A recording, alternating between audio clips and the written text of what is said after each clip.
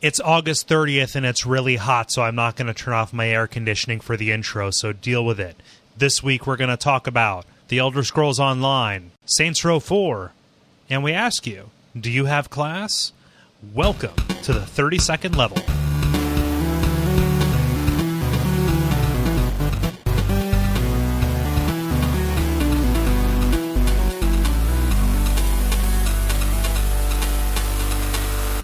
My name is Cole Ross. I'm Dennis Furia. My name is Ben Merkel. And you're listening to The Level. It's a podcast for people who love video games. Thank you so much for joining us, everybody who's listening and everybody else who is on the mic with us. David wasn't able to join because he just started school. Dr. Moneysmith. I assume he's yes. Is it a doctor or is it a master's? No, I'd probably he's going better doctor. ask him. He's going doctor. Okay. Yeah. Huh. Oh, you can't pass up on a name like that. No, you can't. Wow, Dr. Moneysmith. That works out pretty well, actually. Yeah. Oh, yeah. You know what? I'm hoping for either some kind of like honorary or posthumous doctorate. Zombie Dr. Cole. Well, no, just so they can go back and like reaffix some kind of placard, some kind of engraving to my.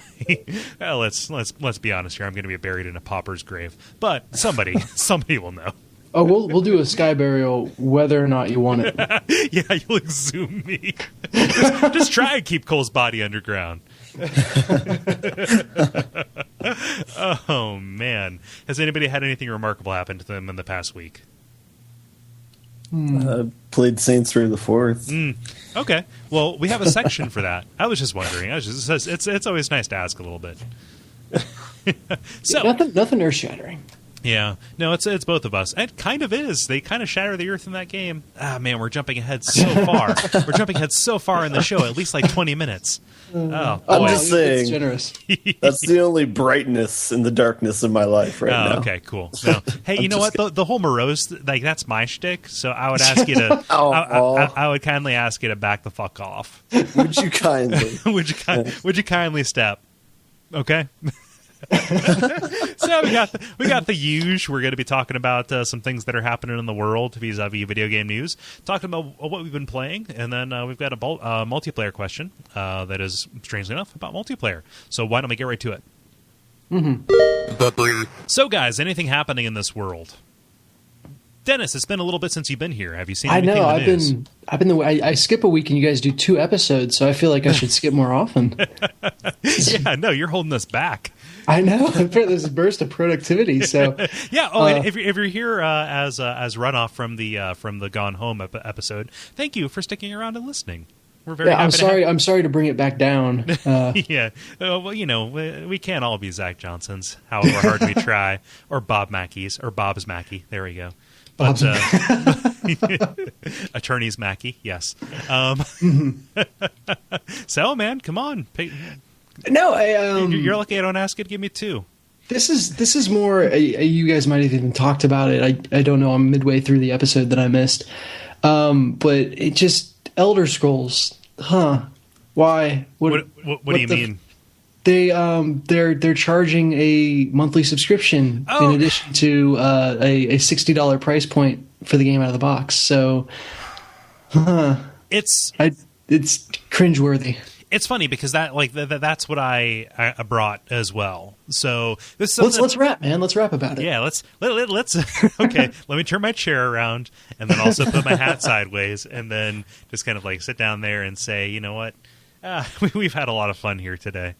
But seriously, Elder Scrolls. So you know where we won't be having fun. Yeah, I'm not too terribly concerned with them doing a subscription model MMO. At least as regards the customer, right? I'm concerned for them, like with that being a successful model in the future.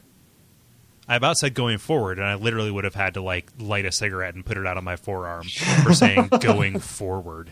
But I don't even smoke, so I have to go like buy a cigarette. This is a very involved process of self-abuse here. Yeah. I'm afraid to drive, so I'd have to walk. It's just it's a whole big thing. It's just a whole production. So no, I'm concerned. Like like even World of Warcraft is having trouble getting people to pay $15 a month to do their thing. right? Yeah, it's now only like the 16th largest nation in the world, or something. I suppose. Were they up to? They were up to number 11 at some point. Number 10. So yeah, no. EverQuest was up to number 11 for a little bit. I don't know about WoW. I assume that WoW may have gotten higher.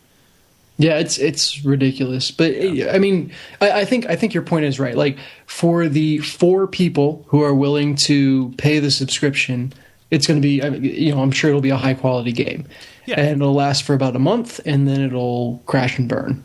Well, okay, so the question is, the thing that happens with these games more and more frequently, and like we've seen enough WoW expansions to see this borne out, but people will either buy the expansion and subscribe and play until they hit the level cap and see whatever content they want and then go away. And the thing about Elder Scrolls really is like, yeah, there's a lot of content there, but generally it's only about like maybe 200 hours at most. Mm-hmm. Whereas, and again, my only point of reference is EverQuest. If I did a /play on my main EverQuest character from like back in 8th grade, it'd be like 4 days of, and most people many more than that. So how do you keep people around for what is realistically several months, or more than a couple of months, which is what it usually takes people to beat all the content in an Elder Scrolls game? Like the obvious answer is just keep putting out more content, but that's not entirely sustainable, I don't think. I think what's really going on here is like Pascal's theory about MMOs. So you've heard Pascal's theory on God? Pascal's wager, which is it's better to believe and be wrong than to not believe and be wrong. Right. So if you start out on a paid subscription and everyone hates you, you can go to free to play. But if you start out on free to play, there's no way you can ever go to a subscription model. Yeah. So you might as well start on a paid model, even if everyone hates you. So this is incredibly ignorant of me, but is Elder Scrolls Online going to come out for the next generation of consoles? By which I mean PlayStation 4 and Xbox One, or is it current gen? That is either not an ignorant question or you're just in an ignorant audience, because I don't know. Yeah. And also, a large part of the audience for Elder Scrolls is on PC, where people are used to paying subscription fees anyway, right? Are they? That's like, it's becoming less and less of a thing. Kind of, but I mean, you see, look at like, I guess the most recent one was either The Secret World or Star Wars The Old Republic, right? Yeah, it's becoming more rare. It's rarer than it was in, between like 2004 and 2005, where you had like Asheron's Call and Lineage and all those things. Do consoles even have paid subscription games? Yeah. So there's an Xbox 360 version of Final Fantasy 11.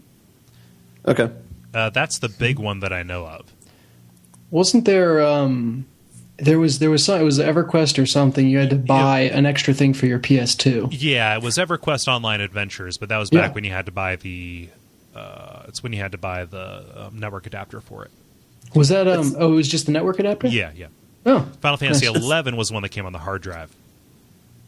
It seems a little unfair to have 2 subscription services, one through the console and one through the game. So that's actually something that was the brunt of my story. I wasn't too terribly surprised that they were going subscription anyway, just because Bethesda. It's Bethesda. I don't want to say that they're like stodgy. They make really good stuff, but I don't like they don't have a history of like, okay, let's get the talent in here to figure out how to monetize this thing when we don't have people paying directly for it. Bethesda is pretty much always, let's make content and then charge people for it, which is a model that I'm more comfortable with, just in general.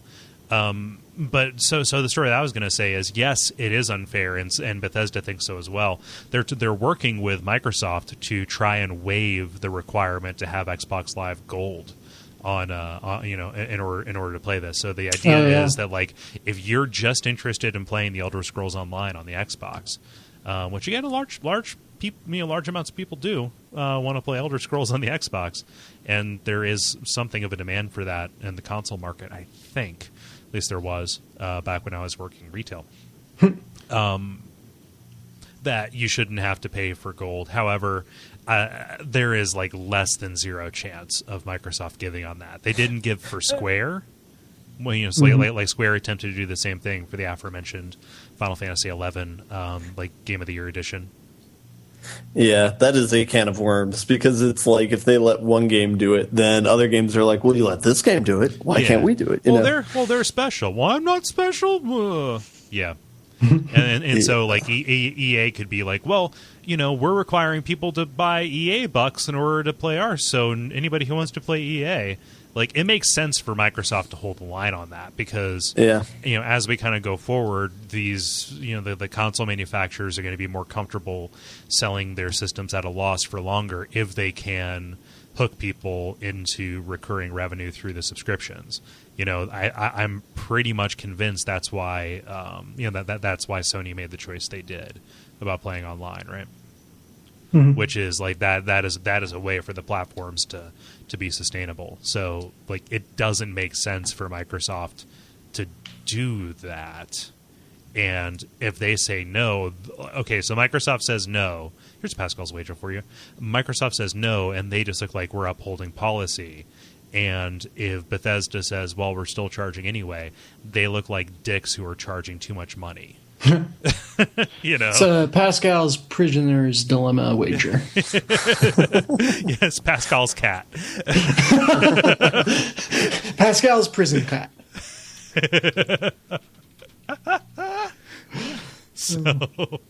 So yeah, you're right, Ben. It is a little bit kooky. But not everybody has a PC that can run it. Not everybody who wants to play Elder Scrolls Online has a PC that can run it, right? Mm-hmm. So people are kind of over a barrel.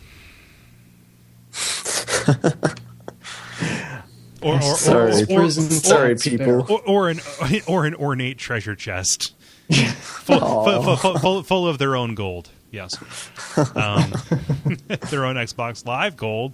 Boom! Boom! He takes it back home. And save us, save us, save us, Ben. Save us. Our stories.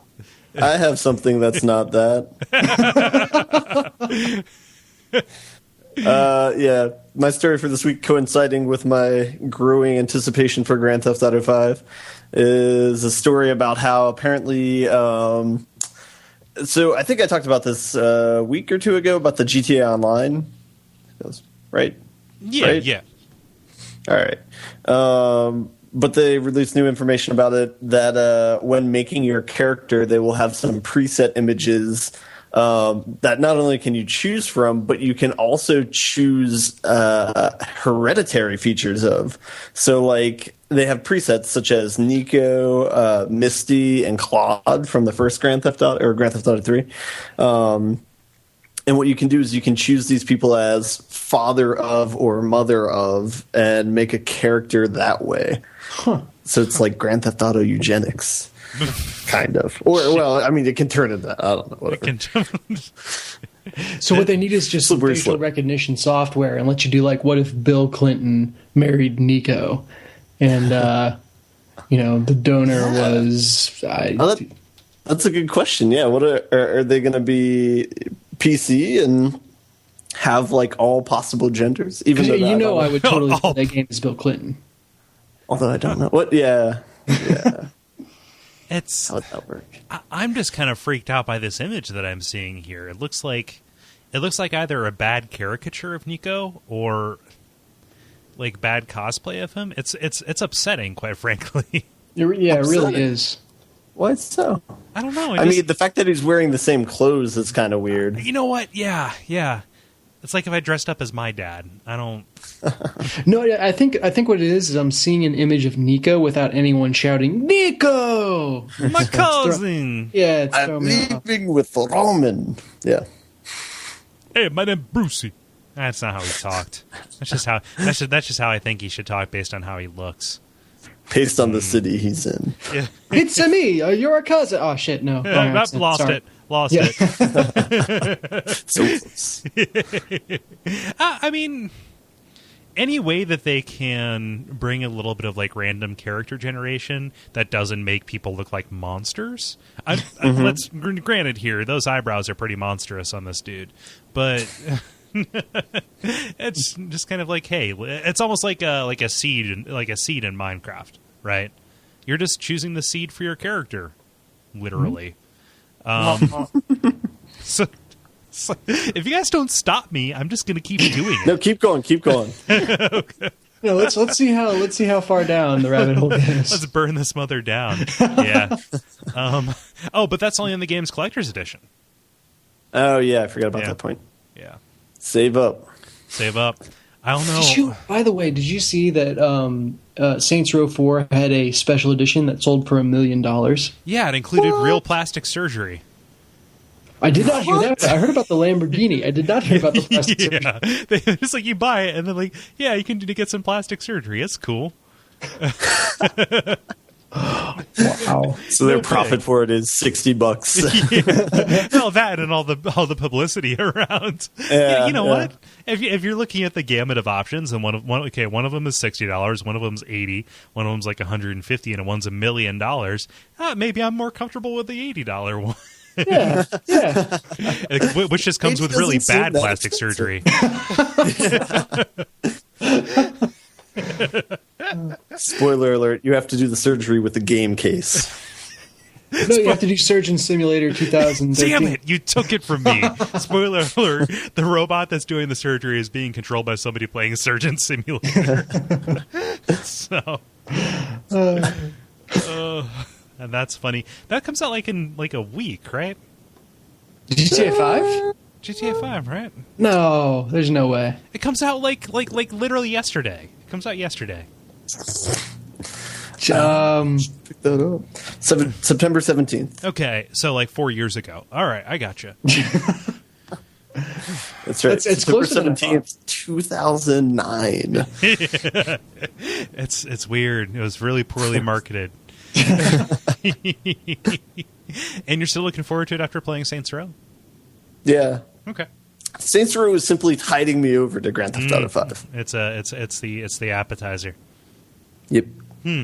Well, since we talked about news, why don't we go on to the main course? Like it. Okay. I can't go until I have to have a quorum present. Do I have to say something? Because there was it was in the episode I was listening to. You were like, "Hey, should we go ahead, or do you mind if we move on?" And Ben was like, "Yes." You're like, "Okay, moving on." It's a fun little game I play. Ben, he would never disrespect you that way if I was there. Sorry, dude. You're holding me back, Dennis. The grind. So it's time for the grind, where we talk about games that we've been playing and junk. So Ben and I both have something. Dennis, since you missed last week, we're going to have to ask you to take a knee real quick. No, I don't think I could stand in the way of this if I tried. No, you couldn't. I would mute you. I would disconnect. I would boot you from this call. Damn it. Sorry, you're egging up. Just go ahead. I am resigned to my fate. Again. Turn into a car robot. So Ben, tell me what you think of Saints Row 4. Just out of curiosity, are you going to edit that out or keep that in? No, it's staying. All right, good.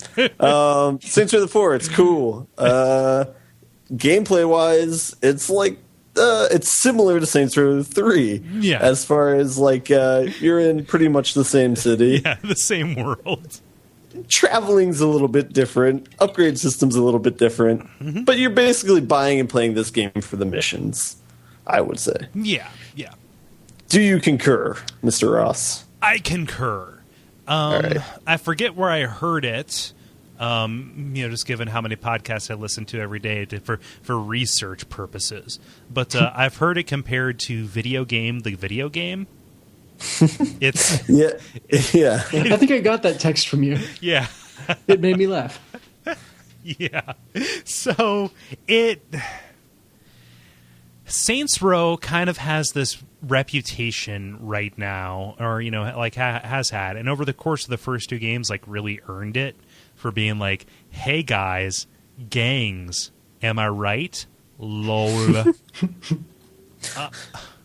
And 3 kind of had a little bit of that, just doing storming a penthouse, apartment while Kanye West played. things like that. But like 3 eventually turned into this crazy, twisted version of itself that was so completely self-aware that like any of the nudity or like some of these voice actresses are porn stars, or I'm whacking people with a giant dildo, quickly fell to the back, in terms of the aesthetic. And I'm speaking with people, and it's more than one. So if you're listening and you think that I'm speaking entirely to you, I'm not. You're not that special. Yeah, it's like people at work, and it's like people at work who are like, man, I can't give it a chance because of the aesthetics. Just because it's like this one, it starts out so crazy and gets crazier.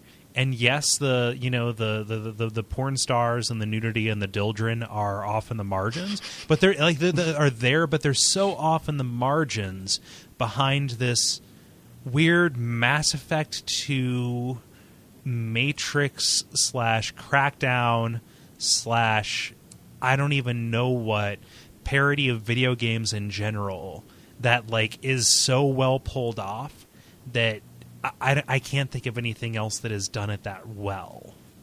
It's kind of invented its own genre, right? Because its genre is essentially critiquing different types of games. Just a little bit. And through missions. So think about it this way. Spoilers are off on Saints Row 3. It took them like it was like not until the last like quarter of the game that you started going against the Deckers, and you had like the little text adventure stuff. In this one, and spoilers on this are just going to be like a little bit hard to like dance around, just because the cool stuff that it makes you do, even knowing that it happens, you're going to be looking out for it.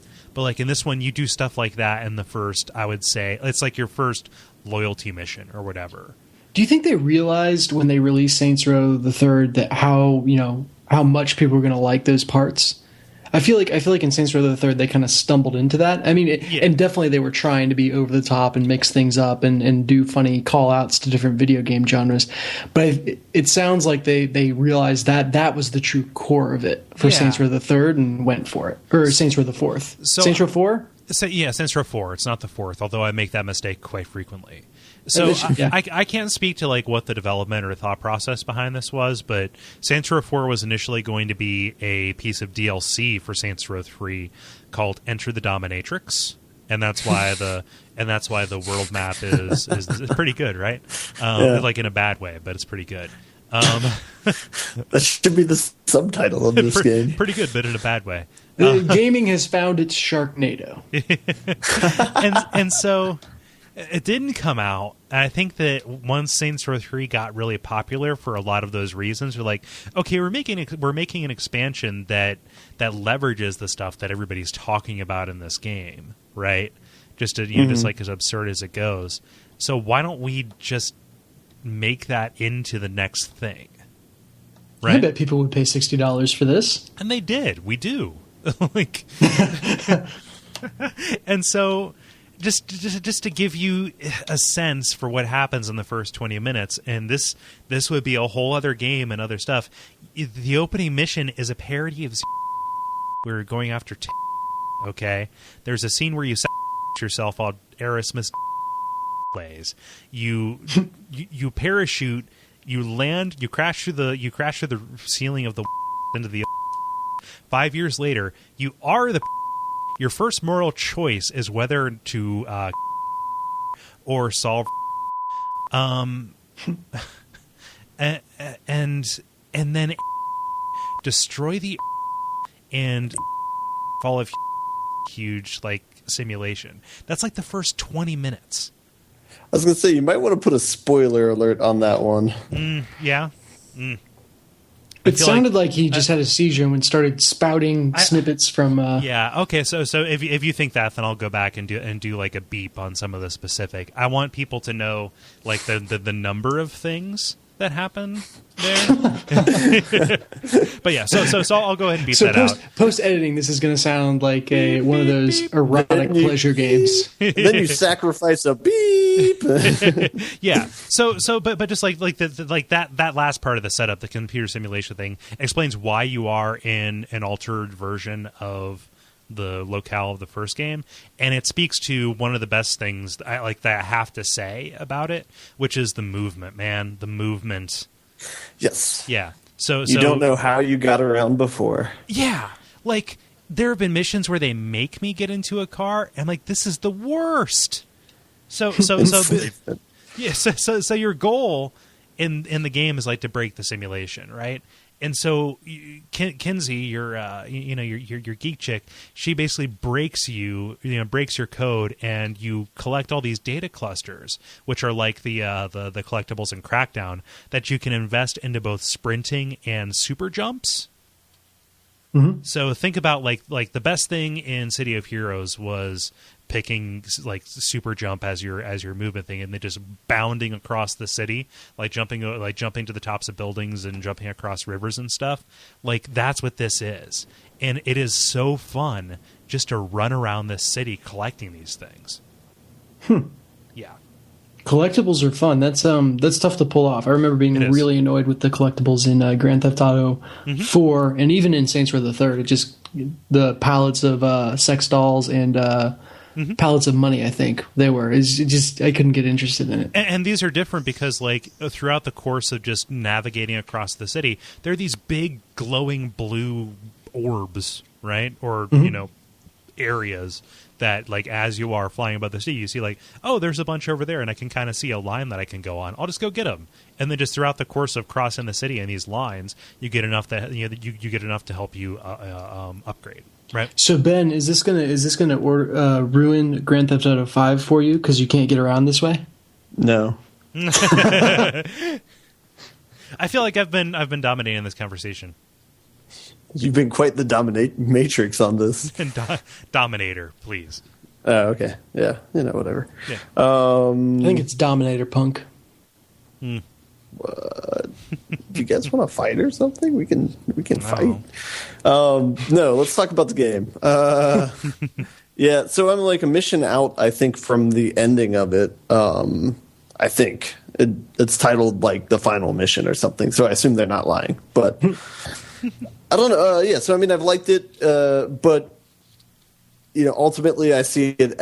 I think I didn't know that it was supposed to be an expansion of the third one, but that really makes sense because it's definitely an upgraded version of it. But it's there's some aspects of the game that kind of make it that differentiate it from the third one, but they're pretty. There's a big overlap of gameplay where they're pretty similar. Yeah. So.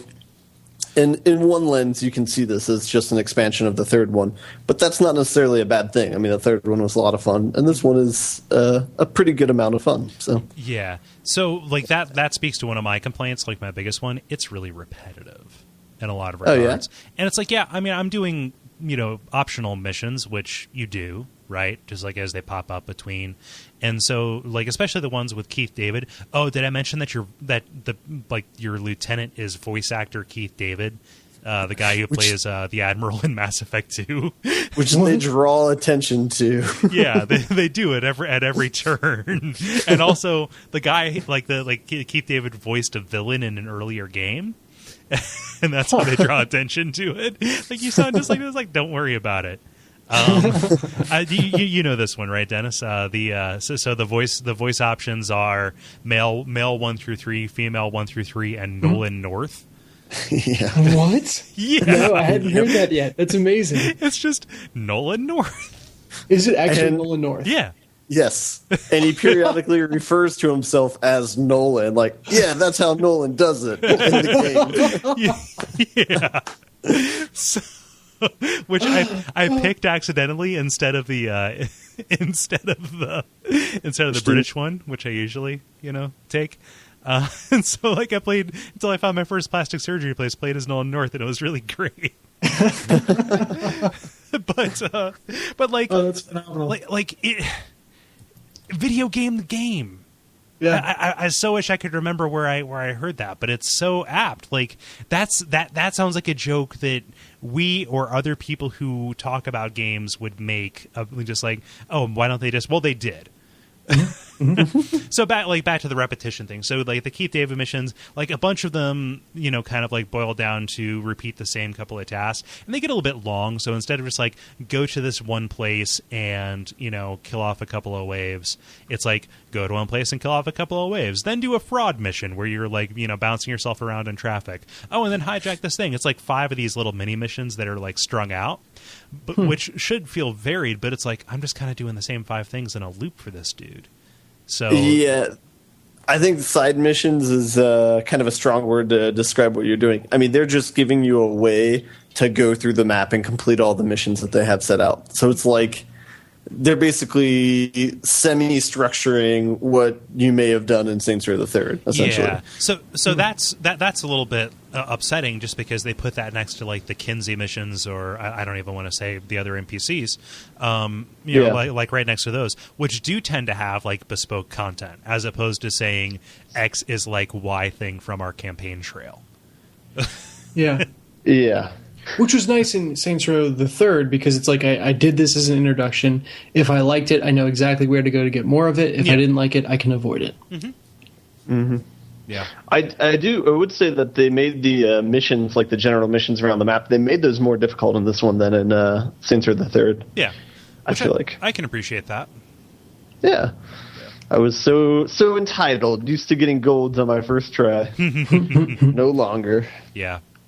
So I don't quite know how far along I am. I'm enjoying playing it, and I can see myself seeing it through. Can you codedly tell me where you're at? I just let me see here. No, I can't. Or can you put it in 50s slang for me? No, I can't. What? Dad. No, I Oh, can't, man. Daddy-o. Sorry, I can't. You stumped me. All right. Yeah. How about you? Well, you're probably further than me because you play games really fast. I do work. Son. You do. Oh man. Yeah. And- I think I'm about to beat it, so I will probably try and do that after this podcast if I don't play The Last of Us. Ah, neat. Yep. Anything else to say about Saints Row 4? I'm really enjoying it, except for the repetition. I really look forward to stealing it from you. Yeah. No. Yeah, good luck That's with why he that. offered to buy you a beer earlier. Yeah, it's like buy you a beer or 8. Tell me about your problem. I swear to God, the next time I see you, you're getting Saints Row the Third back, and then we're going to do an entire segment where I just ask you, so do you have Saints Row? And you're going to answer yes, and I'm just going to do that about 50 times. Yeah. I bet you that's took my car nice. keys. The dentist stole my identity. You know what's really disappointing to me, Cole, is you haven't complained once about not having Silent Hill. Yeah, you know what? I've played that. I've played and beaten that so many times. I'm more upset that you haven't played it and beaten it yet. I know. I've got all these secret shames. Well, not even secret, all these very public shames of great media that I need to consume. Which Silent Hill? First one. First one. I started playing the third one, and Cole was like, whoa. First things first. Yeah. Well, you like I have such a terrible track record with you because I lent you Silent Hill 5 and you got it stolen.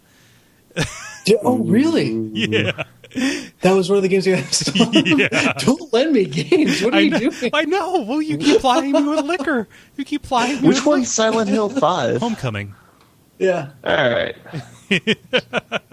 I don't say that to make you feel bad. That one was not your fault. However, No. No, it really, I am not to be trusted with these games. Yeah. So, Ben, have you been playing anything else? I was trying to think of that. I don't think so. I think that's all I've been playing. Okay. I have not been playing much else than that thing we talked about. Plants vs. Zombies 2 came out. However, I realized that I have never once beaten that game. I've just gotten 4/5 of the way through on about 10 different devices. That's funny. Oh. Good. The first one? Yeah. So the first one. So I've been working on getting all the way through that on my iPad here because that's the one that I have that's closest. Yeah. Where are you at right now? I'm in the pool. Gotcha. The backyard. Yep. So I don't know if I'll talk about Plants vs Zombies because it is literally a 10-year-old game. When I get to Plants vs Zombies 2, I'll talk about it because it looks real fun. What have they upgraded in it? I haven't played. I don't know. I know that they added a bunch of free-to-play shit. Like, you don't buy it, which, again, really kind of weirds me out because I would really like to just pay them $4 and own their game outright. But, it looks... I see, like, on the title art, I see a bunch of really neat-looking plants and a bunch of really neat-looking zombies. So, it's just such a well-designed game. I like the loop behind it, which is just playing around until something sticks. You have the same basic strategy, and then you're just adapting, which is neat. It's really fun. Plus, they make zombies so endearing. Hey, it's such a just a fun little aesthetic that it has. Yeah. How about you, Dennis? What you been playing while you've been away? Yeah, I've got quite the backlog built up. So I'll try to go through everything quickly because I've kind of been dabbling in a lot. Lots of The Last of Us multiplayer, which if anyone listening wants to do The Last of Us multiplayer, hit me up. Green Laser, GRENLASER on PSN, and we'll hang out. It's a good time. I've been playing an old game, Jet Set Radio. Huh. Oh. Was that a PS Plus thing? Yep. Yeah. It's a PS1 game. You run around, you graffiti stuff, you grind stuff. Incorrect. Dreamcast. Oh, but I think it came out on PS. Maybe. Nope. No, maybe not. Anyway, it's called Jet Set Radio. I think that in America it was called Jet Grind Radio. Yeah. And for a game with grind, yeah, for a game with grind in the title, the grinding is remarkably bad. Mm-hmm. And I don't know how much of it is a function of the just the era, but it's like impossible to hit the rails that you want to hit, and like you'll miss by just a tiny little margin. It's like what else was I trying to do but get on that rail? You think you could give me the benefit of the doubt? Like that, like around the year 2000, 1999, 2000. That was the era of the grind. Yeah, and I think almost specifically on Dreamcast games too, because you had the grinding in Sonic Adventure 1 and 2, where all of a sudden. Sonic was sponsored by Vans soaps. The shoes that had the plastic plates on the bottom, so you could it was like a precursor to Heelys, except it was more likely to injure you by ways of not being smacked by me. So yeah. So, but yeah, just like that was the era of like, well, we have to put grinding in our game and also Dragula. Yeah. But I mean, grinding is actually a central part of this game. It just works incredibly poorly. But that's ameliorated by the fact that the rest of the game is so incredibly fun, right. And the aesthetic is just so incredibly spot on. Like the way the game looks, the soundtrack for the game, especially Dragula. She touched my leg. She touched my... But it's just, this is an absolutely beautiful game. I think it's one of the first instances of the whole cell shading aesthetic. Yeah, it was like one of the first ones that did that. Cell shading aesthetic. Cell shading. She sells cell shading down. Yeah. That thing that you do with the thing where it looks cool. Yeah, it makes it look like it's an inked drawing. Oh yeah, that holds up so well. Yeah, holds up really, really well. And the music is just fun, and it's like you just play the game and you feel good, So that's been fun. I've been playing Cave Story, which I've seen you doing that. Yeah, I got close to beating it a long time ago and never actually beat it. So this is me going back through another game that you play and you feel good. Like that game is. By Cave Story, do you mean The Cave? No, two very different games. Very different games. This one's like a pixelated indie shooting platformer with that just it controls really well, feels really good, and it's got a very cute kind of aesthetic to it. It's like let's see here. Let's say Gunstar Heroes meets Castlevania or meets Super Metroid.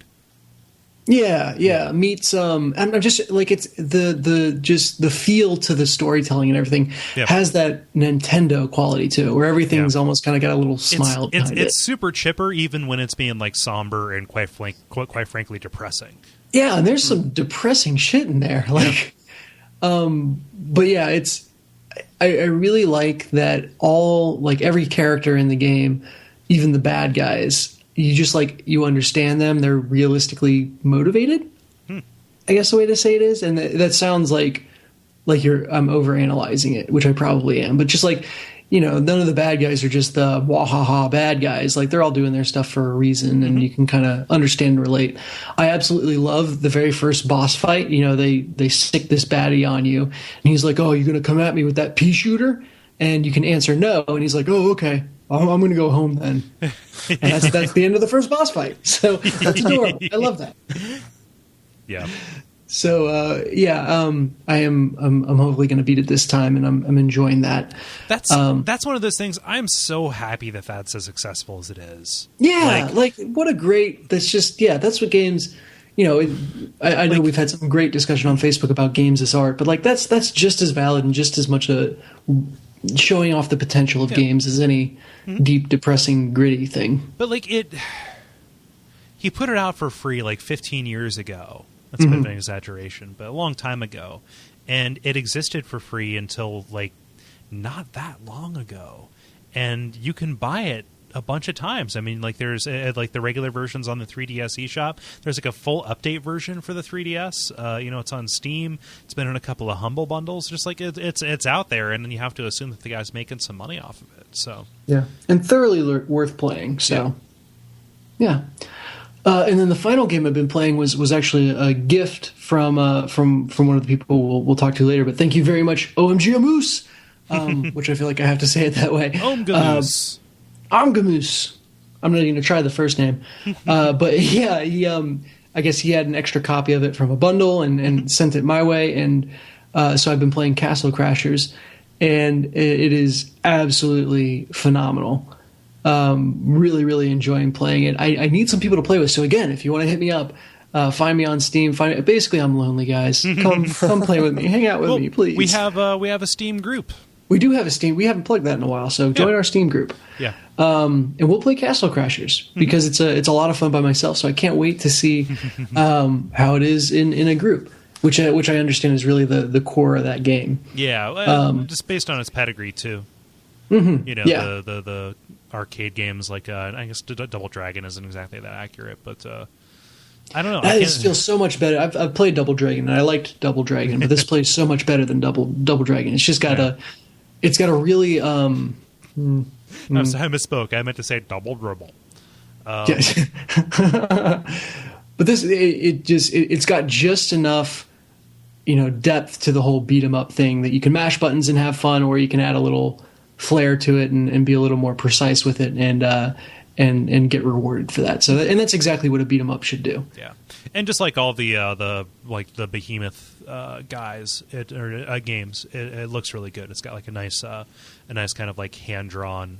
And it's visually humorous. Seeing yourself get hit is funny because his eyes bulge out, and he it's just the whole game looks slightly funny, and that's a very good thing. So yeah. So if you're looking to join the level Steam group on Steam, going down to the lake to sing songs to the lake about the lake, just do a search for the Level Podcast. It should come up. There's a URL, but Steam's interface is atrocious, so I can't find it. Yeah. That's what show notes are for, I suppose. Yep. Probably still not going to do that. No, it's just it's steamcommunity.com/group/the level podcast, and that actually is going into the group or into the show notes because I can copy and paste it. Nice. That's what it takes. We need to get me set. I realized, I guess, even though I've got admin, and sorry, this is behind the scenes stuff. Even though I've got admin status, I can't set up events, so I got to figure out how that works. But yeah, we'll get that going. We'll do that thing. Cool. So yeah, thank you for a wonderful game, OMG Amoose, and I would like to do. this makes me feel like shit. People send us stuff, and we really appreciate it, but I don't know how to react to that. So It's like someone offering to buy you coffee when you go hang out with them. Like, yeah, it's like, do you protest? But then I don't think I've ever won a fight where I'm like, oh no, you can't pay for me. And right. I'm super honored by it. It's awesome, and I all these gifts have been opportunities for me to connect more and play more with the person giving them in one way or another. And that's the way I view it. And I absolutely love to hang out with people who listen to the show, and just because you guys are phenomenal and you guys are awesome. And so make me less lonely and let's play games together. Agree to shop first. Is that everything? I would like everything. to say I haven't received any gifts yet. Well, you're not on Steam. Oh, yeah, that's right. Like, it's so easy to gift people things on Steam. And now that you said this, people are going to write in and ask, and I'm going to let them know how to do it. Oh, well. And now I feel like I'm exploiting everybody. That's right. No more podcasts until I get at least $100,000 worth of stuff. No, seriously, thank you, everyone. That's awesome. Yeah. You guys are awesome. I feel like we're belaboring the point now. Let us continue. Yes. Multiplayer. Oh, time for the multiplayer, where we talk about things that we ask you to talk about. What? Sorry. I find that I do that. I say a nonsense thing and then I follow it up with what? It's called being self-aware. It's all right. Yeah. So why don't you let people know what the prompt was as I pull up the prompt? Yeah, so the prompt is all about keeping it classy, which is what class type, like a tank or a healer or whatever, do you gravitate towards in MMOs and RPGs, and why? It's a little personality test for y'all here. Yeah. You are being judged accordingly. Yeah. Ben, what's Robert say? Robert says, when I play solo, I tend to play hybrid classes because I like the ability to fill any role. In WoW, I usually play as a paladin or a druid. If I play with my wife, I'm stuck playing a healer. Womp womp. In D&D, if I'm not DMing, I usually get stuck playing the cleric because someone's got to be the cleric. Womp. Robert's quite sacrificial, it sounds. Yeah, no, he's stepping up. Taking one for Robert. the team. He's responding to the call to serve. Yeah. Yeah. It is interesting. Like, people drew a very clear distinction between like soloing and playing in a group. Well, they're different things. Mm-hmm. Which it's a little weird because especially WoW has made it like everything is soloable. Like group play is almost the exception. Can you say that word again? Everything is soloable. All right. Yeah. Did I say it weird? No. I just like the word soloable. So, no, you put too many lulls in there. Soloable. There's too many lulls in there. Said nobody about this podcast.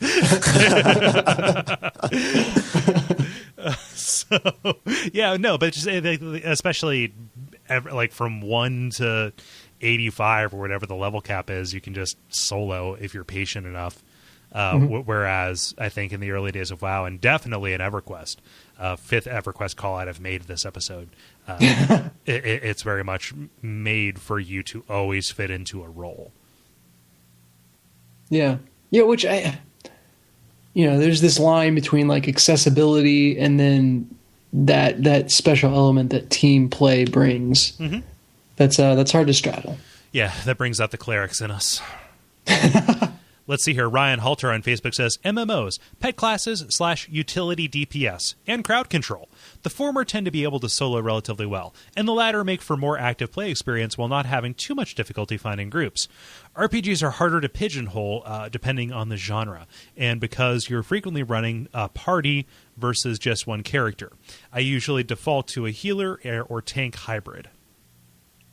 Yeah. I have a similar experience just because the AI on healing yourself is so damn bad for all my NPCs, just in general with my RPG experiences, that it's like you almost have to take over that role or else everyone's going to get themselves killed. Yeah. So I'll go ahead and do mine just because I don't really have much of an answer. I don't play very much in the way of multiplayer games, but in EverQuest I played a paladin. Just because that's what I rolled, and I kind of fell into that nicely, just as a tank and an emergency healer. I like being a cleric. Like when I played WoW, I was a priest or whatever it was, because you could spec to do damage as well. Like there was a very specific kind that you could do that was really easy to solo, and you wouldn't have trouble finding groups if that was ever anything that you wanted to do. And in single player RPGs, mostly it's I said this was short, but I lied. Mostly it's like rogue. Like if I can play by being a sneaky talky dude, I like being a talky sneaky dude, right? Yeah, talky, I'm with you. Sneaky. We'll get into this because someone else talks about this in a little bit. We'll get into this. I'll just say. Well, why don't you just say it then?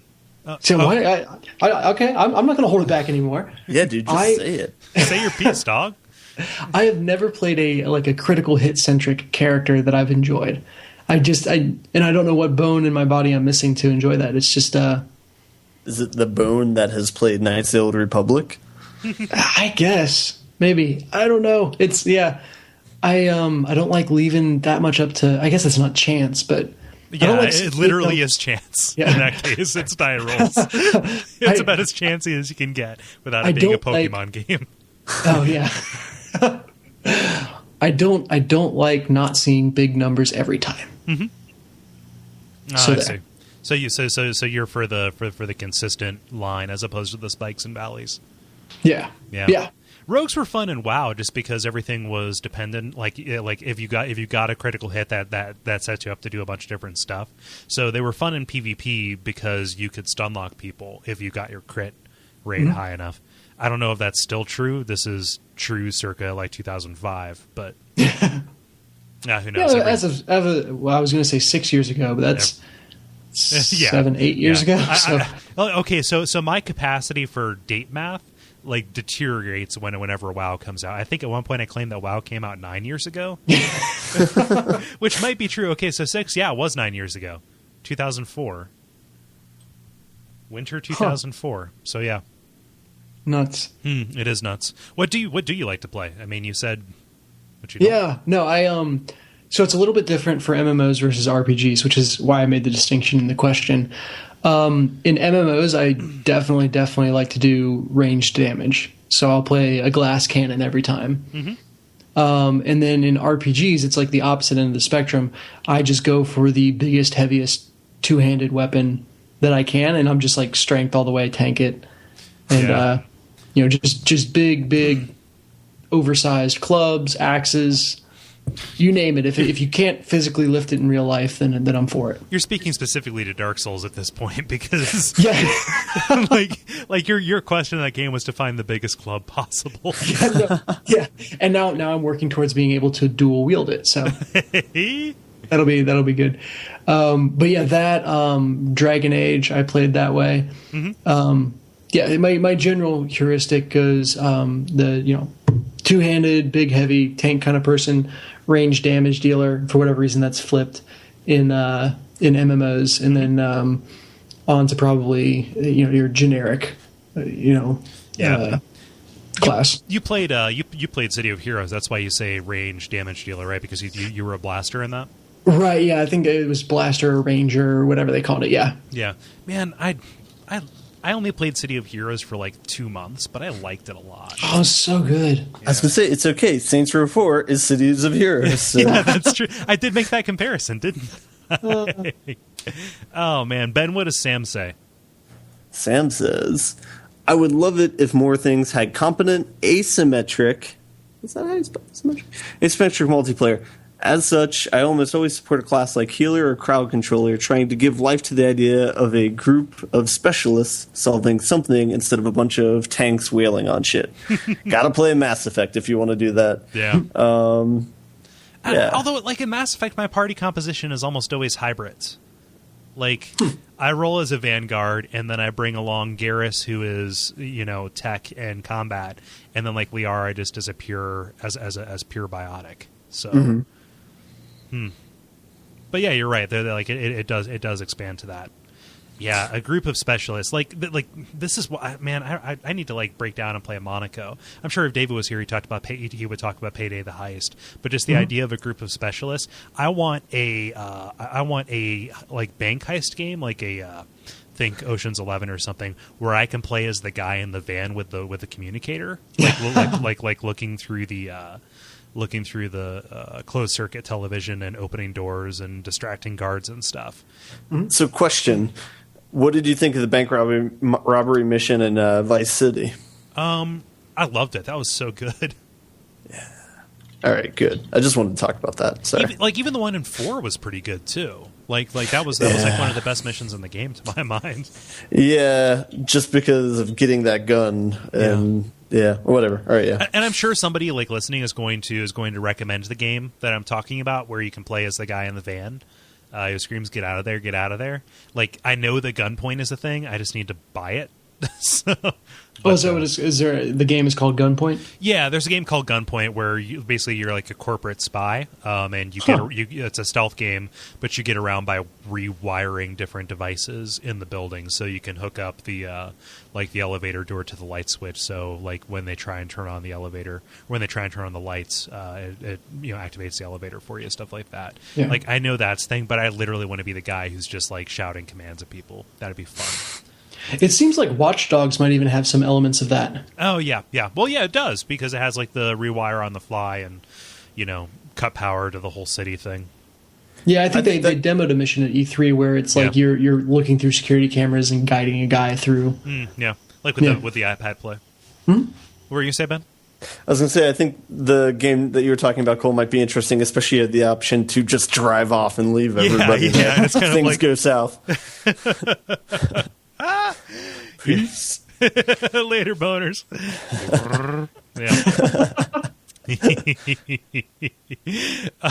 Let's see here. Dennis, what's Murph say?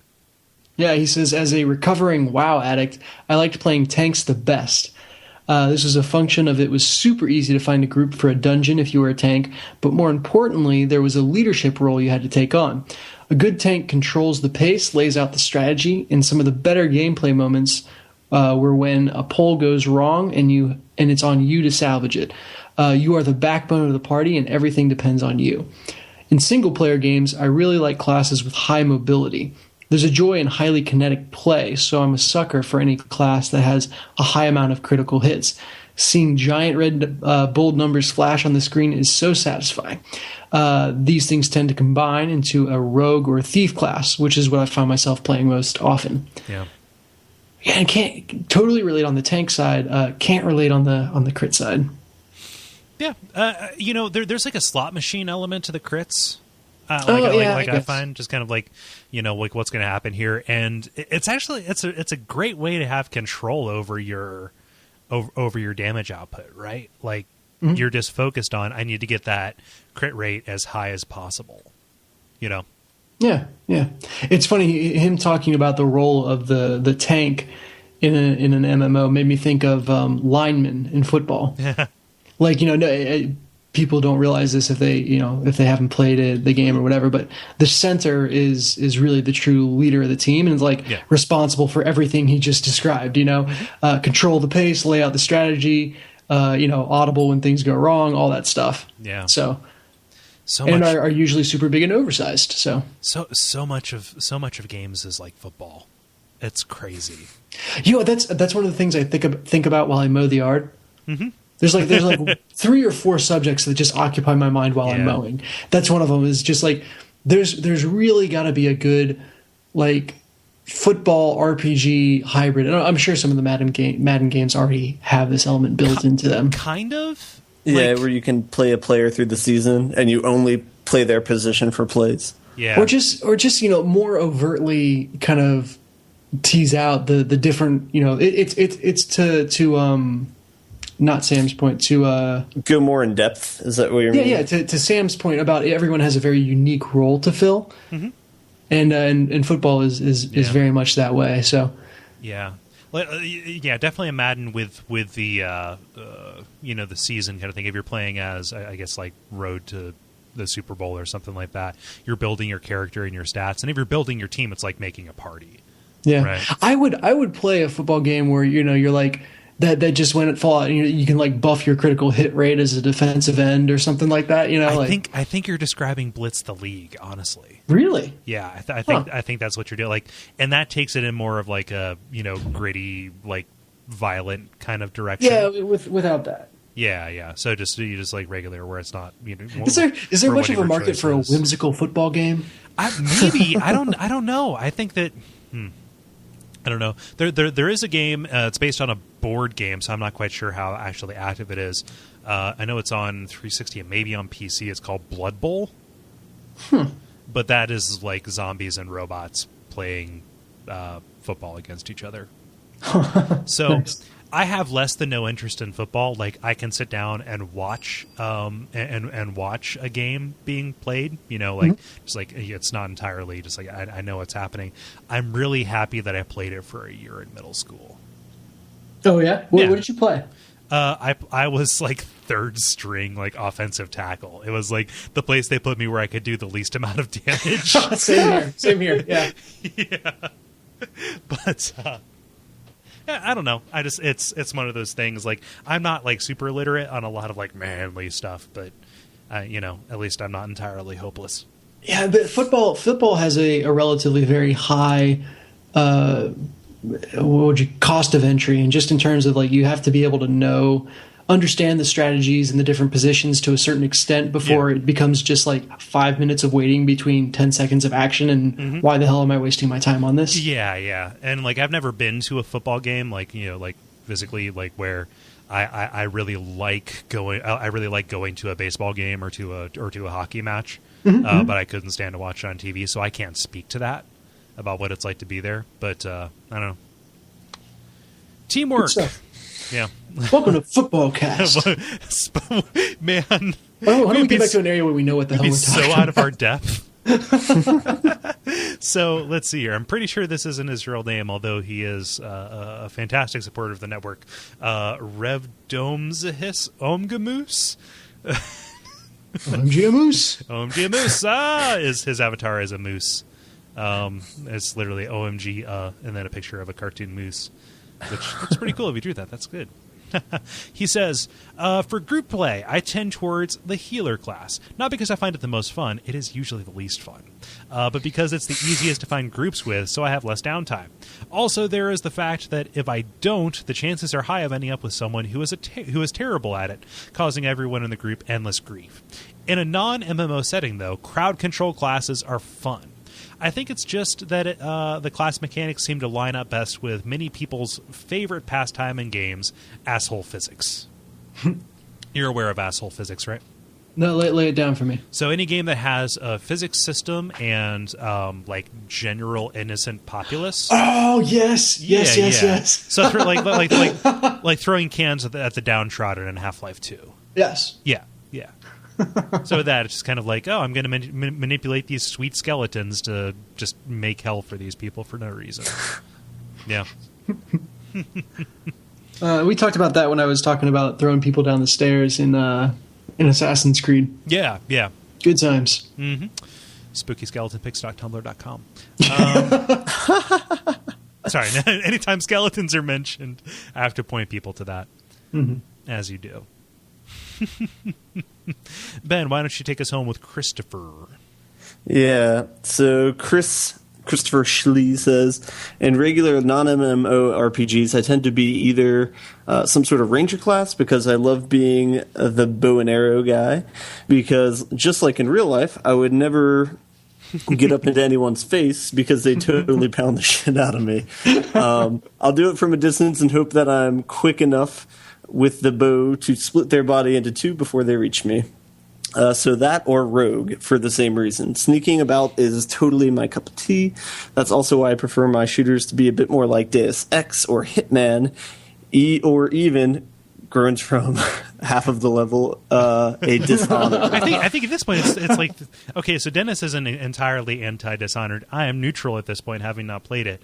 It's actively disliked by half. Okay, so he's right. For some reason, I thought that Dennis had joined the hate train. So I'm about to, just because I can't think for myself and just go with whatever. It's the cool thing to do. Your prejudice. Yeah. Oh well, whatever. Continue. I don't care for storming into a room and blasting people into chunky meat bits. So he doesn't like Fallout. I want to pick them off from an oversized ventilation shaft. So basically, I like to fight in games in the most unfair way possible. So he must have been Odd Job as a kid. That's funny. Oh man, yeah, you're right. So being so Odd Job and Boris, they're kind of were classes in GoldenEye.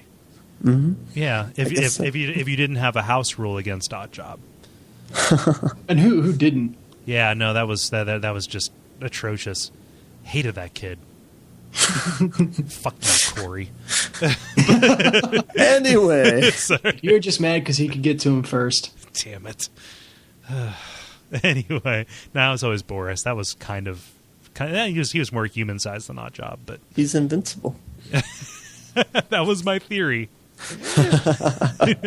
You see right through it. Oh man. Yeah. So bunch of response. Thank you so much, everybody. Any parting words before we take it home? So I never said my answer. Oh, I'm sorry, dude. I thought that we got them all. Tell me. It's all right. I'm not offended because I don't really have an answer. Which is probably part of the reason why I never jumped in. You play. So you mentioned Coder there. Like Yes. what do you usually do in Coder? Well, that's the thing. So I was jogging my mind of all the different games that I've played. I don't really play a lot of MMOs, so I was going through all the RPGs I play and trying to figure out if there was a common theme for the classes. Perhaps ranged is the best I can come up with. Because like in Skyrim, I did bow and arrow. For Coder, I just got to whirlwind and then used that the entire time. And so yeah, I think probably ranged. In Fallout, I know I shot people a whole bunch. I never went with the fisticuffs. And Fallout, like close up combat was the rarity. I got the sense. Yeah, I don't know how. Because Dennis, aren't you doing swords in Skyrim? Me? No. That might be David. I don't know. I haven't played Skyrim. Yeah, David's been playing Skyrim as of late. Maybe that's who's been doing it then. I don't know how that's possible, man. It seems like Skyrim, Elder Scrolls seems more set up for that. For sword? Yeah, for like for swords, just because over bow and arrows. Definitely, like the majority of things that you fight in Fallout can shoot back at you, except in like ghouls and some of the monstrosities. Okay. Right? Sorry. I thought you were saying it was more set up for swords than it was for bow and arrows in Skyrim. Oh, yeah. Okay. So it's more set up. Skyrim is more set up for swords than Fallout is set up for any kind of close range combat. I suppose that's what I'm saying, right? Yeah. I too play as ranged. I play as like a spell archer or whatever is what I usually fall into in those games, right? Shoot magic and arrows and magic arrows. Yes. Here's my question, and I'd be interested. Maybe we can discuss this on the Facebook page or something. I wonder how much like the first class that you choose, like the first time you boot up an MMO, and you're like, I don't know this one. How much that affects your decision making on what to be long term? Oh, just like rationalizing, like I've always been. I was born this way, man. I don't know. I think one thing with games that have different paths or whatever is I feel like the difficulty ramps up differently depending upon what route you take. So I think if you ever try like a stealth route, I feel like that gets like irrationally hard towards the end of the game. Whereas if you do like some sort of combat route, that stays about the same level of difficulty all the way through. Yeah. Mm-hmm. So I think that I might be a little bit of a test example for this because when I first, the first MMO that I played was EverQuest, and I gravitated towards the role-playing server. There we go. Towards the what? So I immediately went for the role-playing server, just because I was interested in that. And you can only have one character at a time, or at the time you could only have one character on that server. So I rolled the Paladin, and that is still the only character that I have on that server.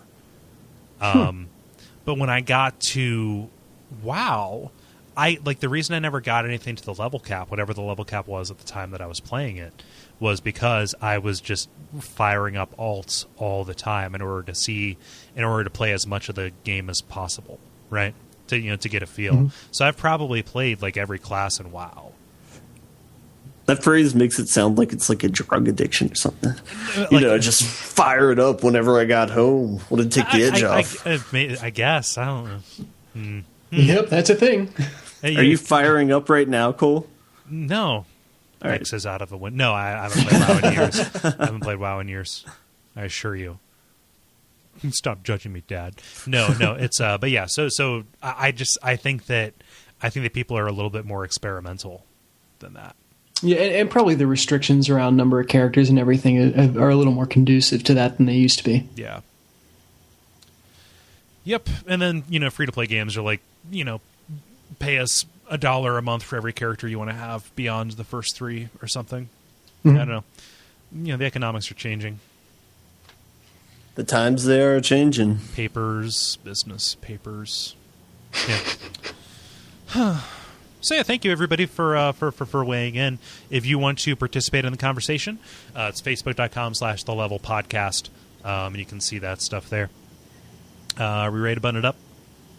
I think so. Cool. Ben? Yes. Okay, thank you. I just want to make sure. The credits. I need to get a bell to speak for me. I don't want to automate the process. I want it to be natural. So we're gonna skip Ben Bosses because I'm tired. It's been a long time for me recently. No, but we'll get back to that eventually, I assume. So we're just gonna take it on home. I want to thank you so much for listening. We're gonna keep the admin kind of short. Check out the other shows on the network. We have a new one that is kind of being spearheaded by Gary from Watch Out for Fireballs and Bonfireside Chat. It is called Pilot Season, where every 2 weeks there is a new show with a new premise. I am on the first 2 episodes. The one that's out now, it is an NPR show about skeletons. So I recommend you check that out. That also has another duck feeder, Brayton Cameron, on there. Talking about skeletons. It is really funny. I recommend that you that everybody gives that a look. See. Let's see here. We did that. We mentioned the Facebook. We do the Twitter stuff at the end. If you want to support the network, it's Duckfeed.tv/tipjar. If you're going to be buying any stuff for school, all that time probably has passed.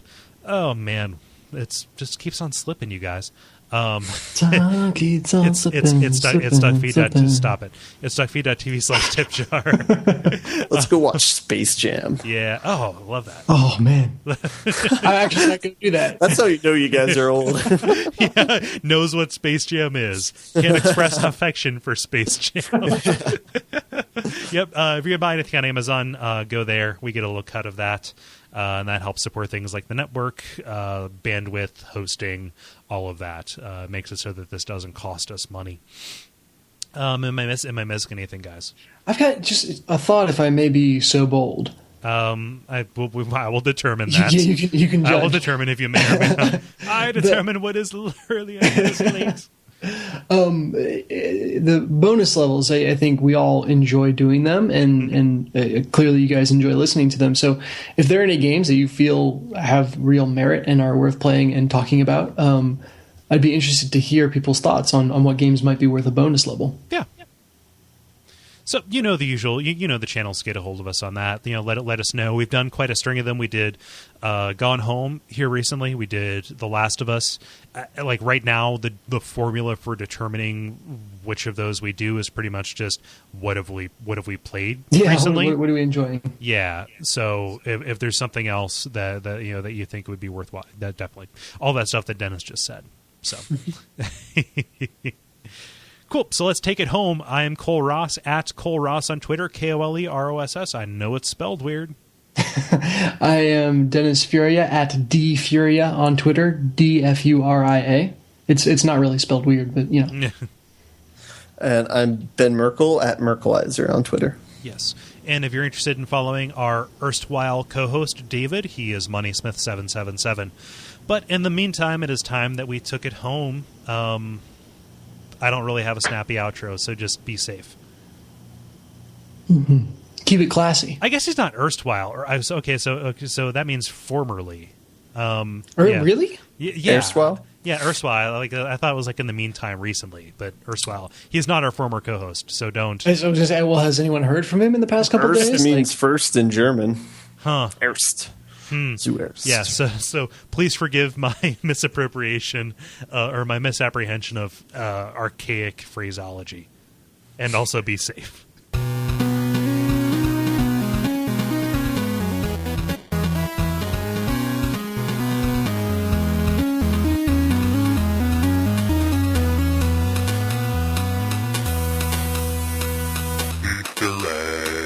I desperately wish there was a better solution than Skype. Yeah. It's like there just occasionally is choppy water. For audio right now, or No. It's like just occasionally on the great sea of internet Skype, there is just like you just hit choppy water. It's like, oh boy, we got to weather this storm. We got to go below deck and reconnect. yeah, Nautical metaphors for telephony. Telephony. that's the title. Old telephony. Nautical metaphors for telephony. Telephony, as in having properties of a telephone. But being artificial about them. Oh, of course. Telephony, a telephone in Catcher in the Rye. Oh, there we go. I was worried we wouldn't have any post roll, but there we go. Ta-da!